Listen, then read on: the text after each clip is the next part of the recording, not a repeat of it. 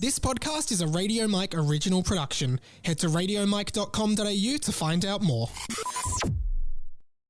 Hoot hoot, it's Harry Potter and the Boys Outpost Edition! Hello, Amores, everyone. Welcome to another Owl Post edition of Harry Potter and the Boys. I hope you're enjoying Book 3, Harry Potter and the Dementors from Azkaban. Me and Sam are definitely enjoying it. And also Jackie, who popped in for one episode. That was absolutely awesome. Thank you so much to everyone who sent in owls. I've been pretty busy, which is why I think the owl posts work like every 2 weeks or so. So keep sending in your owls. You can send them in to me on Instagram, radio.mike. You can send them into the Harry Potter and the Boys Instagram, which is getting a lot of followers randomly, at HPATBpod. You can email them to me, radiomikepod@gmail.com. Would love to hear from you. And again, hope you're enjoying it. Plans for the pod.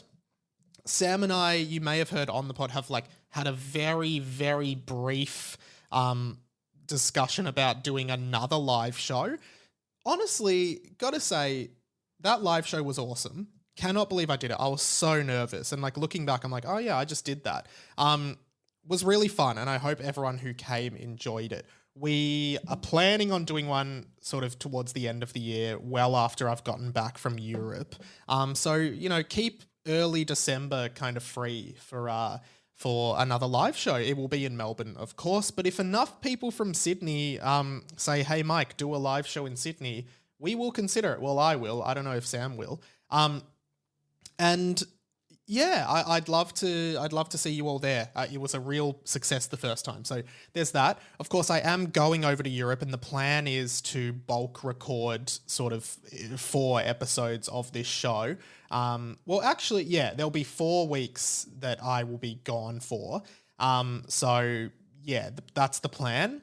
We haven't started doing that yet, and it doesn't really matter for you guys. The podcast will just continue as normal. I don't even know why I'm telling you, but well, I am. So yeah, I'm gonna record 4 episodes, and whether or not Sam will be on all 4, or we try to get Jackie in, or try to get Mikey D or Zach or one of the other sort of fill-in guests who are always great. We will try and get that done. But yeah, really enjoying the book. It's starting to take a shape, and yeah, I hope you are too. Okay, let's get on to some of our owls. I'm pretty sure we are at this one here, which comes in from Rowan Longmire to the HPATB pod Instagram page. Hey, Mike. I love the podcast. I found it in December, and I've been catching up slowly, trying to savor it. Yeah, it is a very savorable podcast. I feel like there's a good... I do feel like at some point I have to actually do the Harry Potter and the Boys audiobook series, where I just read each chapter verbatim with no commentary, so you can just listen to it like an audiobook. Maybe I will start doing that. I'll do it book by book. But anyway, we'll see. I told my brother about it, and he overtook me, but we're both up to date now. Fantastic. I enjoy your chit-chat with Sam just as much as the fanfic. That's awesome. Always a debate about the chit-chat, the CC versus the double F. You guys bounce off each other really well. I'm a Dimmy defender. He's a hilarious character, and you do a great Cartman impression when you read his line. I love Dimmy. I think Dimmy's a great addition to the series. I think he's really funny. And I think even if you hate his character, he's fun to hate. Rowan says, Harry Potter question.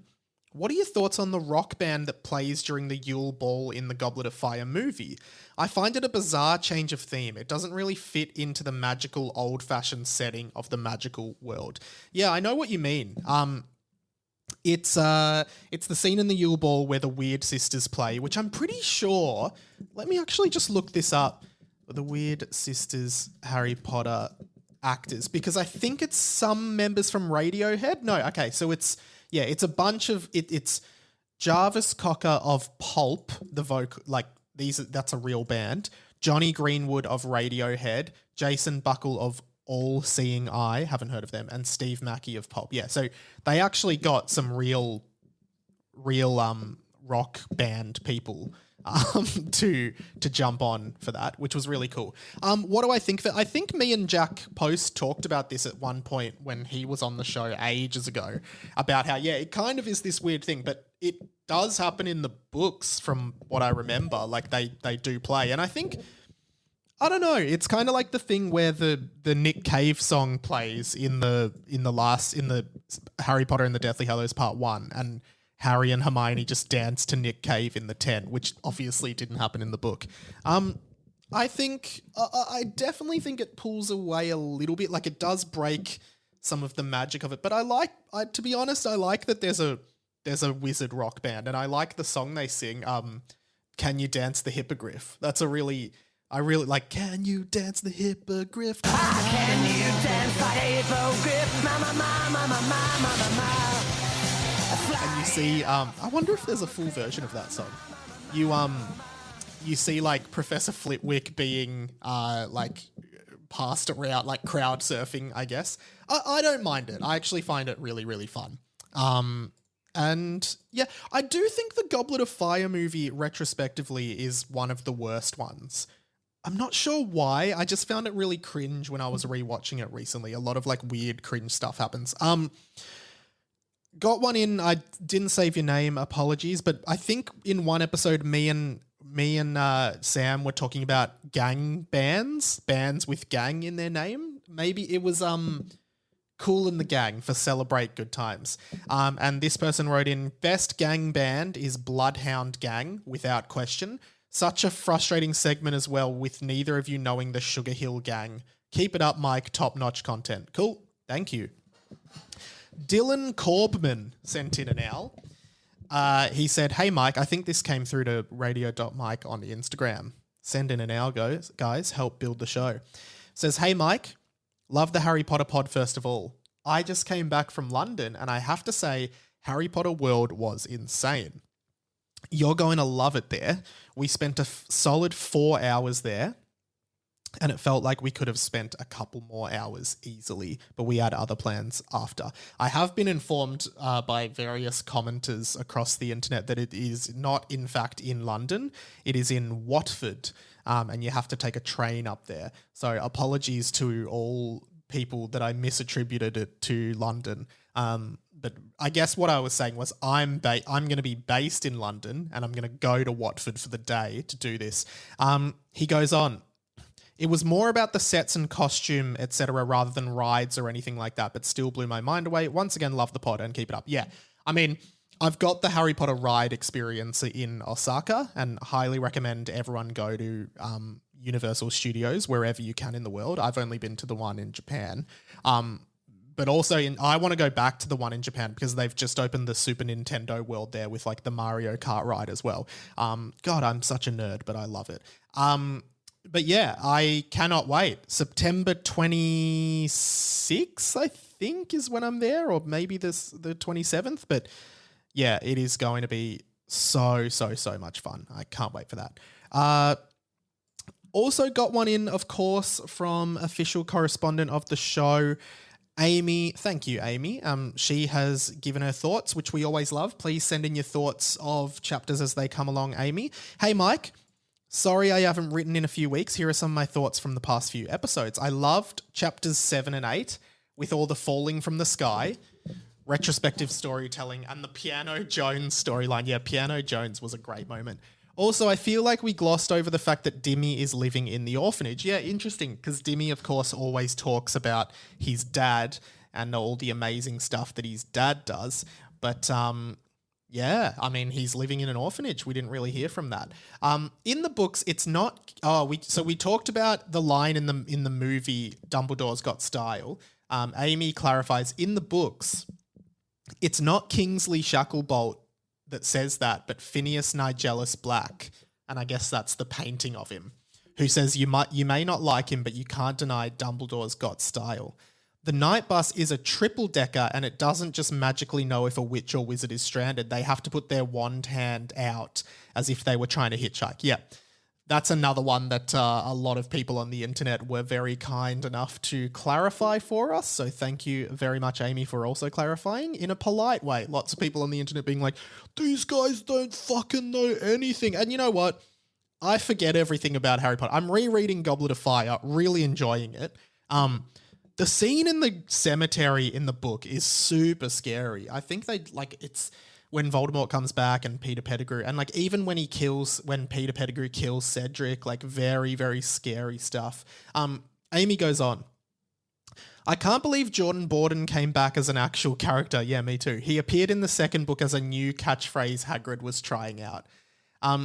Sounds like there's going to be some French chapter names coming up. You got that right. You guys were very close in trying to say, I don't speak French. It's je ne parle pas français. I hope that was a good French accent. Cheers, Amy, official correspondent of Harry Potter and the Boys. And Wolf Boy, an owl comes in from Wolf Boy. Don't know your... Oh, William. Will. His name is Will. His name is Will. Hello, Hamora Radio Mike. I'm here to resend the Expelled logo. Oh, that's right. So I was talking on the pod about how someone made the Expelled logo of the grandfather clock with two owls flying around it, which is interesting. And this guy is the one who made it. Will is the one who made it, and he sent it through. I'm putting it in the Discord for Harry Potter and the Boys. Feel free to join it if you're on Discord, but I might post it on the Instagram as well. He says, hello, Helmora Radio Mike, here to resend the Expelled logo. Kind regards. P.S. I'm a Dimmy Defender. PPSS, the sweater you gave me does not fit. PPSSP, and I lost the button. PPSSPS, oops, I found it. Diddle-dee-dee, Will or William or Tuck or Tucky or Tucker or Willie, ha ha ha, Willie, PPPPSSSPSSP. Okay, bye now. Thank you for that, Wolf Boy. Great email. Before we wrap up, did want to talk about one thing because I noticed that on an interview with, I believe it was Entertainment Tonight, Daniel Radcliffe was interviewed and he actually spoke about the Harry Potter reboot for the first time. Obviously the new Harry Potter TV series that is being made. And he had a few really interesting things to say. I thought I would break it into three little bits. The first thing that the interviewer asked is what advice he has for the new cast, the kids that are going to be cast in the movie, and here's what he says. I'm not in the business of giving anyone advice. I mean, I definitely have been thinking about the idea that there's a set of kids out there right now who will get cast in a couple of years, and that is a very potentially life-changing thing. So yeah, I guess I'm just I hope I get to meet them one day, I guess, and be like, are you okay? How's it going? But yeah, I mean, I think that we had the best time on it. It's definitely possible to, we had a lot of the same department heads, same crew for the whole 10 years. So there was actually a lot of continuity on our set. And I hope that they're able to achieve that on the new series, because I really think that's one of the things that allowed it to be such a good time and such a safe place to grow up, was because we really did feel like the whole thing really felt like a big family. So I would just encourage whoever's making it to try and make it feel like that again. He's then asked about how the TV series is going to be able to show more of the stories and not cut out as much from the books. And here's what Daniel had to say about that. I mean, yeah, it takes a long time to film stuff. And so, yeah, I mean, I imagine it would be, and I imagine that's why they're doing it as a TV series, would be to have more time to tell those stories. So yeah, I guess for anyone that was mad we cut stuff, they will get a chance now. And finally, he's actually asked if he would appear in the series in any way. I had serious doubts about this, but he kind of shed some light on the fact that he doesn't think that would be a good idea as well. And I completely agree with him. It would be very weird to show Daniel Radcliffe in any way. And a lot of people are like, oh, Tom Felton should play Lucius Malfoy. I don't think that would be a good idea. I think that just blurs the boundaries a little bit of what the series is. I think it needs to be a fresh start. Anyway, here's what Daniel Radcliffe had to say. I doubt very much that they will. It seems to me that they are, wanting to make a fresh, series, which it feels like it would be distracting to have old haggard Harry also entering from stage left. So I'm not particularly, I'm certainly not seeking it out, but I'm very supportive of it happening, obviously, in which particularly, obviously, the kids nothing but the best. So there it is. That's it is really interesting to hear his thoughts on it. Would be keen to hear some of Emma Watson's thoughts or Rupert Grint's thoughts or any of the other actors' thoughts on it, because yeah, it's a really interesting time to be a Harry Potter fan. Really keen to see where this series lands, what it's like when it finally comes out. And yeah, that's about it. Make sure you send in an owl, guys. I want some more owls. Send them in. There's not enough owls on my perch out here on the balcony. RadioMikePod@gmail.com, radio.mike on Instagram, HPATBpod on Instagram, or just wherever, anywhere you can get me. If you've got my number, shoot me a text, etc., etc.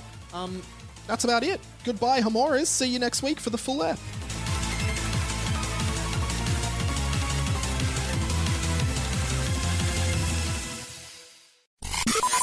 This podcast was a Radio Mike original production. Head to radiomike.com.au to check out all our other content, stay up to date at radio.mike on Instagram, and get in touch, radiomikepod@gmail.com.